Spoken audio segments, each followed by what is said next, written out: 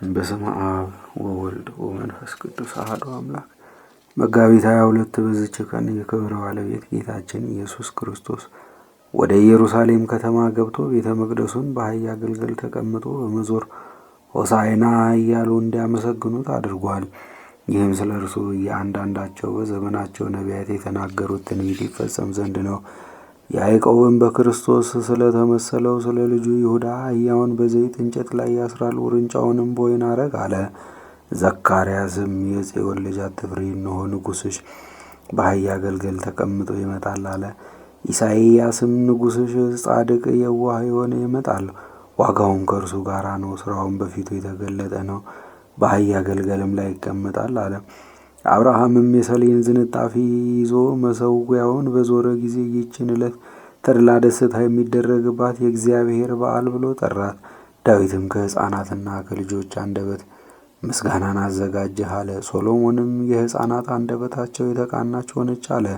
ሁለተኛም ልጆችና ሽማግሌዎች በኢየሩሳሌም ይጫወታሉ፣ ምርኩዛቸውም በእጆቻቸው ውስጥ ነው አለ። ደግሞ መትከያዎችሽን አስፍተሽ ድንኳኖችሽን ዘርጊ ያለም አለ።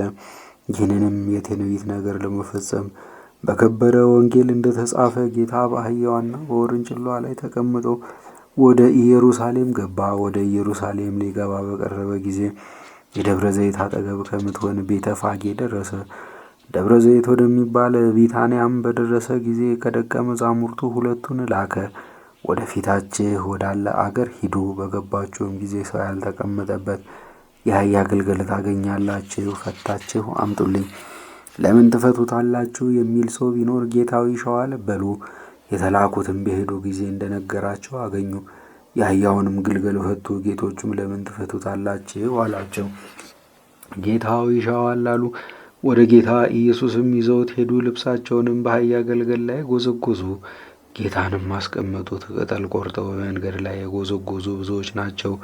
ልብሳቸውንም በመንገድ ላይ ያነጠፉ አሉ። በፊትም በኋላ የሄዱ የነበሩት በእግዚአብሔር ስም የሚመጣ የተባረከ መድኃኒት ነው ብለው አሰምተው ተናገሩ። በእግዚአብሔር ስም የምትመጣ የአባታችን የዳዊት መንግሥትም የተባረከች ናት። ጌታ ኢየሱስም ወደ ኢየሩሳሌም ቤተ መቅደስ ገባ። ሕዝቡም ሁሉ አዩት። በመሸም ጊዜ ከ12ቱ አርድእት ጋር ወደ ቢታንያ ወጣ። በነጋውም ከቢታንያ በወጣ ጊዜ ተራበ።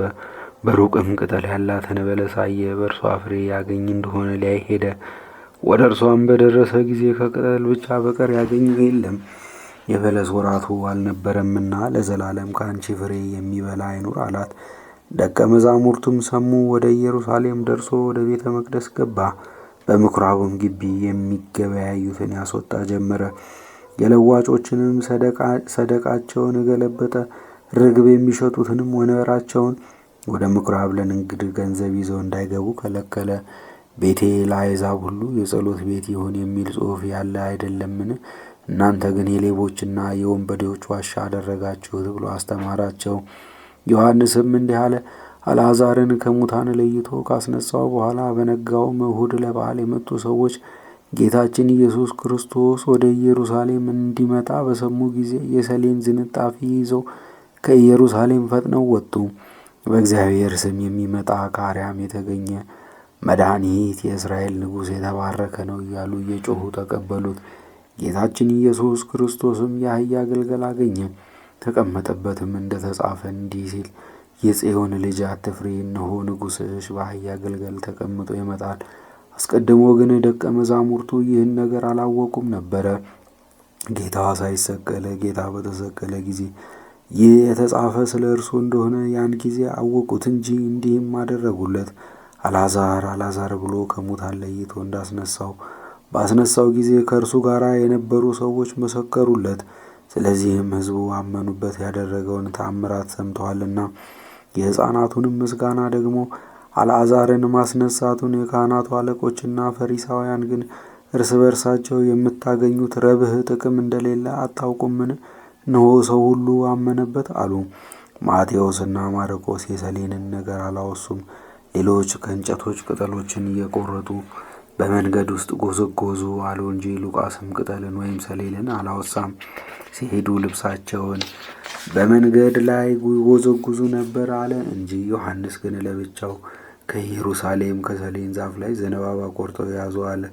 ሰሌንም በኢየሩሳሌም አልነበረም። ጌታችን ሕፃን ሆኖ ሳለ ወደ ግብፅ በወረደ ጊዜ ከእናቱ ቡሩክት ቅድስት ከሆነች ከእመቤታችን ድንግል ማርያም ጋር እስሙናይን ከሚባል አገር ደረሱ። ከዚያም ሰሌን አገኙ።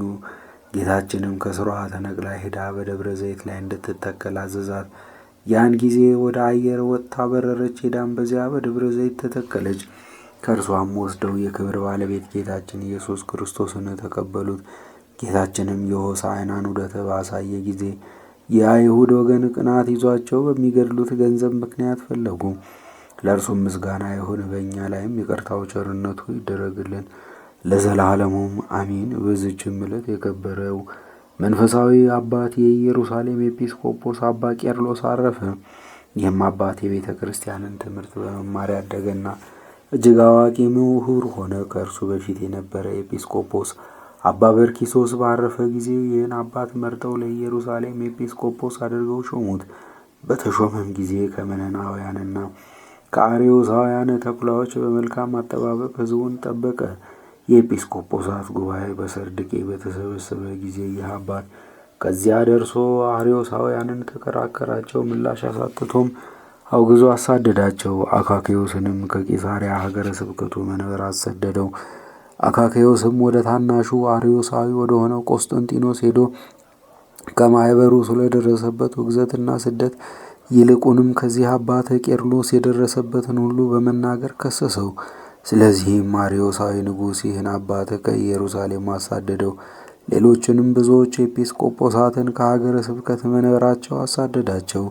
ይህም አባት ቄርሎስ ወደ ተርሴስ ከተማ ሄዶ ከሀገሩ ኤጲስቆጶስ ከስልዋኖስ ጋር ተገናኘ። እርሱም ተራዳው። ጥቂት ቀኖችም ከእርሱ ዘንድ አስቀመጠው። በሉኪያኖስ ስብሰባ በሆነ ጊዜም ይህ አባት ከተሰበሰቡት ውስጥ አንዱ እርሱ ነው። አካክዮስንም ደግሞ አወገዙት፣ ረገሙትም። ዳግመኛ ወደ ንጉሥ ሄዶ በዚህ በቅዱስ ቄርሎስ ነገር ሰራበት። ንጉሡም ወታደሮች ልኮ ከዚያም ካለበት አሳደደው። ከዚህም በኋላ ይህ መናፍቅ ቆስጠንጢኖስ ሞተ። ልጁ ሦስተኛው ቆስጠንጢኖስ ነገሰ።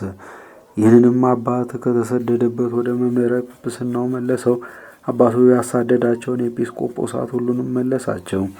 ይህም አባት የተረፈውን ዘመን በሰላምና በጸጥታ ኖረ። ታላቁ ቴዎዶሲዮስም በነገሰ ጊዜ ስለ መቅዶኒዎስ፣ ስለ ሰባሊዮስና ስለ አቡሊናሪዎስ በቁስጥንጥንያ 150 ኤጲስቆጶሳትን በአንድነት ሰበሰበ። ይህም አባት በጉባኤ ውስጥ አንዱ እርሱ ነበረ። መናፍቃንም መመለስን እንቢ ባሉ ጊዜ ከወገኖቹ ጋር ረገማቸው፣ አውግዞም ለያቸው። ሃይማኖትን ያቀኑ 318ቱ በሰሩት በጸሎተ ሃይማኖት ላይ ለመንግስቱም ፍጻሜ የለውም ከሚለው ቀጥሎ እንዲህ የሚል ጨመረ። የባህሪ ገዢ በሚሆን በሚያድን በመንፈስ ቅዱስ እናምናለን። ከአብ የተገኘ ከአብ ከወልድ ጋር እንሰግድለትና እናመሰግነው። በነቢያት አድሮ የተናገረ ሐዋርያት ተሰብስበው አንድ ባደረጓት ከሁሉ በላይ በምትሆን ክብርት ንጽሕት ጽንዕት ልዩ በምትሆን በአንዲት ቤተ ክርስቲያን እናምናለን። ኃጢአት በሚሰረይባት በአንዲት ጥምቀትም እናምናለን። የሙታንንም መነሳት ተስፋ እናደርጋለን፣ የሚመጣውንም የዘላለም ሕይወት። ከዚህም በኋላ ይህ አባት በመንፈስ ቅዱስ ተቃኝቶ ብዙ ድርሳናትንና ተግሳጻትን ደረሰ። ሁለተኛም ስለ ጸሎተ ሃይማኖትና ስለ ትርጓሜው ሌላ በውስጡ 18 ያህል ድርሳን ያለው መጽሐፍ ደረሰ። እርሱም ጥበብን እውቀትን ሁሉ የተመላ እጅግም የሚጠቅም ነው። በጵጵስናውም መንበር 33 ዓመት ከኖረ በኋላ በሰላም አረፈ። በጸሎቱ የምትገኝ በረከቱ ከእኛ ጋር ትኖር ለዘላለሙም አሜን።